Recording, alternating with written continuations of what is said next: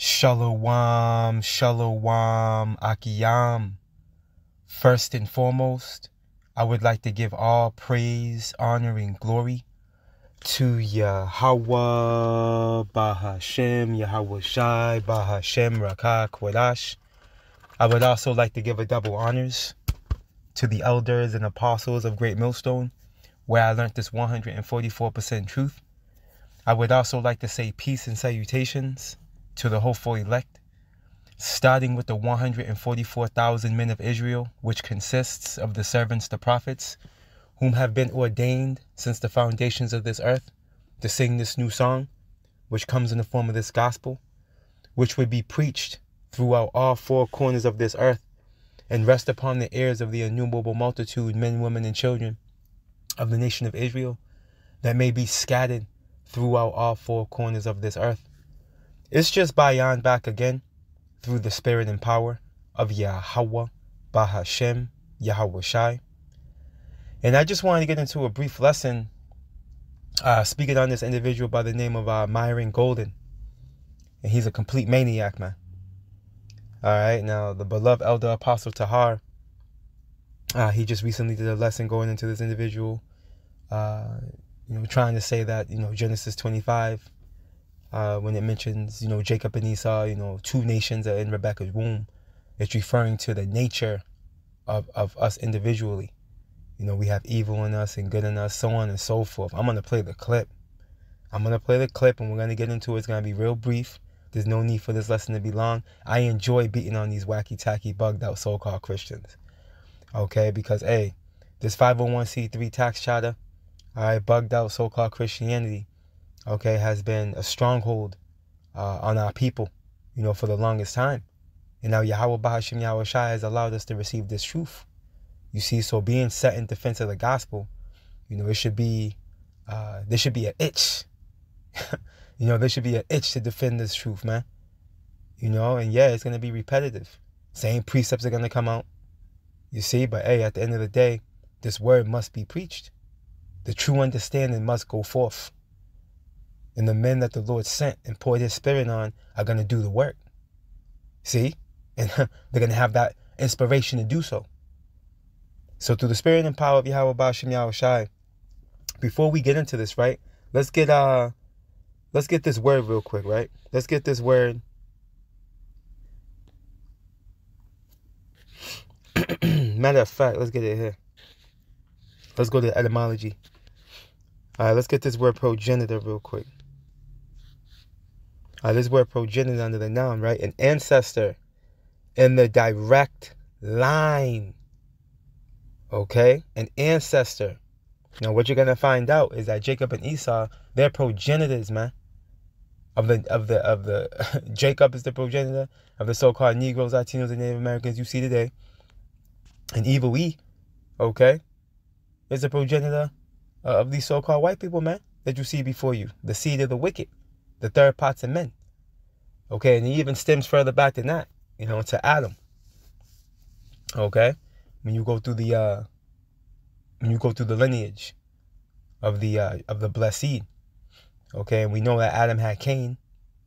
Okay, and Cain bare the wicked seed line before they got caught up in the flood. And then they came back as who? As Esau, man. Okay, then the Yahweh Ba'ashem Yahweh Shai say that say that Cain is cursed in Genesis Genesis 4. And then what's it say in Isaiah 34? That the Lord's sword should be bathed in heaven, is going to come down upon Idumea, the people of his curse. See? Because that's the same bloodline, that seed line that's back today. That came back through Esau. You see that? Because Esau got a seed line too. Esau got a genealogy. It tells you that right here. This is not going. It's not going into natures. This nigga's trying to say it's going into natures. Two natures. Are you out of your mind, nigga? We're gonna show you are through the spirit. Genesis 36, real quick. In verse 1. Now these are the generations of Esau, who is Edom. Generations going into what? Genealogy. Going into what? A seed line. And when you go into this chapter, it goes into the Dukes of Edom and everything, man. Okay, which we see before us real time. You can even look it up. You see? And Jacob had a genealogy and a seed line as well. Okay? Jacob being the progenitor of the 12 tribes of Israel, which again consists of us so-called Negroes, Latinos, and Native Americans. Real quick, I'm not trying to make this long. We're going to prove that. We're going to do more proving through the Spirit by bringing out precepts. But before we do, let's go here. Let's just get this clip real quick and get this out the way. This man's crazy. Mentally deranged people go. Where crazy people go. Where church is the crazy house. Let's back this up a little. Stupidity and utter madness. That's why stay away from these crazy, bugged out Christians, man. Assume that they all escaped from the crazy house. And the church is the crazy house. That's the topic right there. That's the topic right there. The Christian church is the crazy house. Where crazy people go, where lunatics go, where bugged out individuals go, where mentally deranged people go.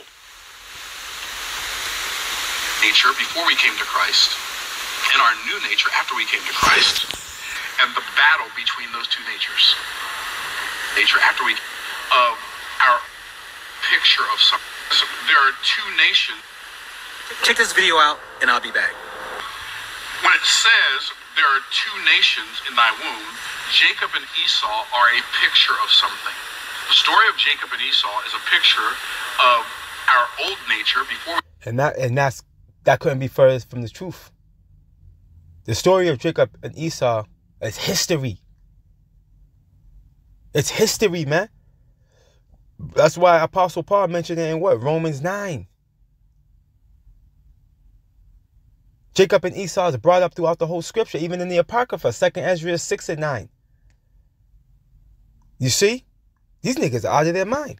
We came to Christ, and our new nature after we came to Christ, and the battle between those two natures. That's what I said. So, to Christ, Jacob and Esau, Jacob and when it's Messenger. Check this video out, and I'll be back.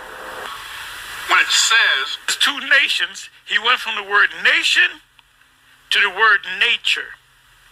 He's telling these idiots out there in the audience that the word nation means nature.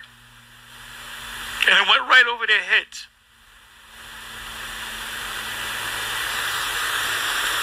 there are two nations in thy womb, Jacob and Esau are a picture of something. The story of Jacob and Esau is a picture of our old nature before we came to Christ and our new nature after we came to Christ, and the battle between those two natures. That's what I said. So let me read it to you again. And there's no, he might be one to know. He's not one of the elect. He's a 2/3.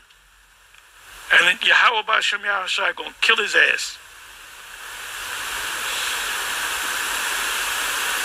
Let me read it to you again. Here's what it says. And the children struggled within her, and she said, if it be so, why am I thus?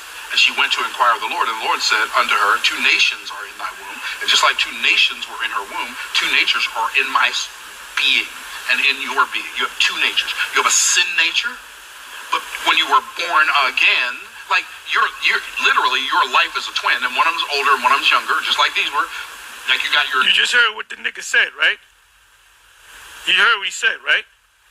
Matter of fact, let me bring that back.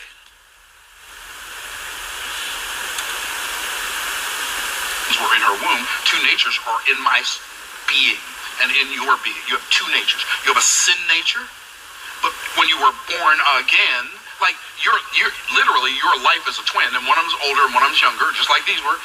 Like you got your natural man, but you have your spiritual man. So he's saying that we were all Edomites. We were all Edomites. So I was an Edomite. The apostles were Edomites. The elders, the bishops. Well, hey, Bishop Nate is an Edomite until we come to the truth that we're Jacob. But we're really Edomites because we're not following the Christian way. Unbelievable. Unbelievable, man. Unbelievable. And so what happens when you're born again, right?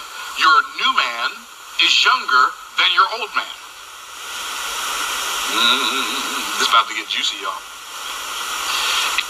The complete, utter farce, the fraud of Christianity. And we're the real Christians, by the way. They call themselves Christian. They stole that name from us. We're the Christians. Israelites are Christians. Unbelievable, man. Unbelievable. And the scripture says, just like those two nations were inside of her warring against each other, our two natures are inside of us warring against each other. The spirit lusts against the flesh, lusts against the spirit lusts against the flesh. These are contrary one to another, so that you cannot do the things that you would. You see this nigga's face?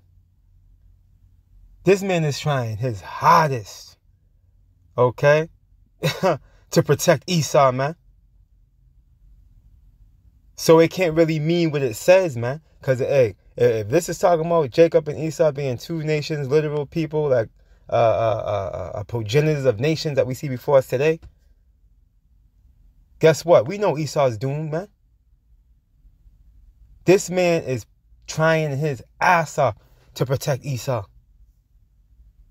And what's scary is that this man utilized a precept to try to back up this madness that he's talking about. I believe he quoted Romans 7.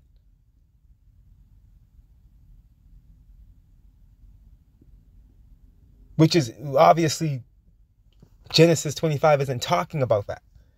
It's talking about literal nations, not natures within us. But you see what these niggas do? You see these vipers? See, he's an example of the generations of vipers, man, that Yahweh Shai was talking about.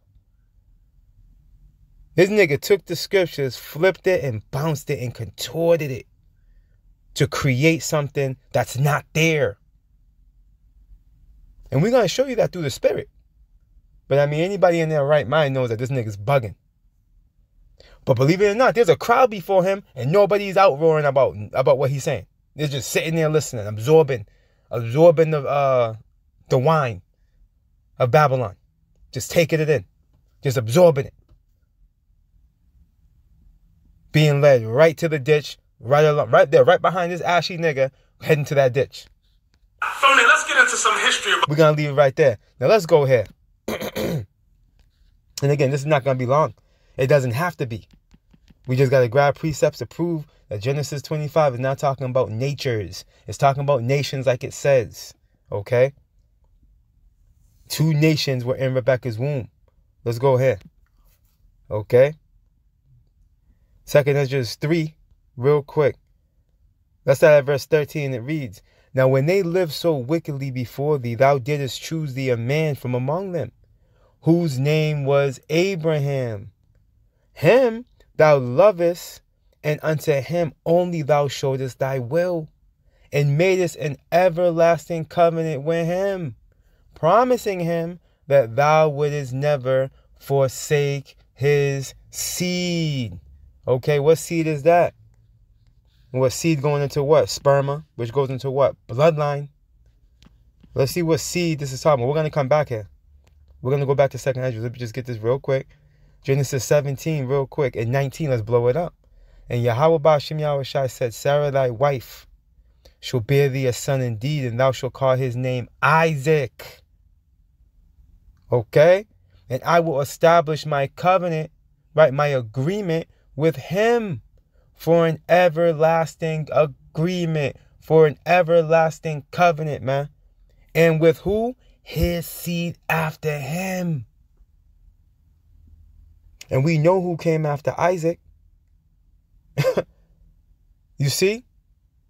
We know who Isaac had. Right? This is why, they tell you this in Romans 9 real quick. Let me just get this real quick. What's that? Romans 9 and let's start at 7. Right? Neither because they are the seed of Abraham are they all children, but in Isaac Shall thy seed be called. See that? Let's get a little more. That is they which are the children of the flesh. These are not the children of God, but the children of the promise are counted for the seed. And through Isaac, where did it go? Let's go back. Okay, the second Ezra 3.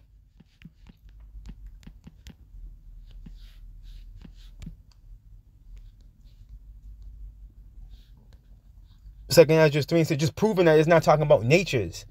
Genesis 25 is talking about nations, literally, like it says. Second Ezra 3 and 16, unto him thou givest Isaac. See, unto who? Unto Abraham, right? Unto Abraham begot Isaac, right? And unto Isaac also thou gavest Jacob and Esau. Uh-oh, here we go. As for Jacob, thou didst choose him to thee and put by Esau.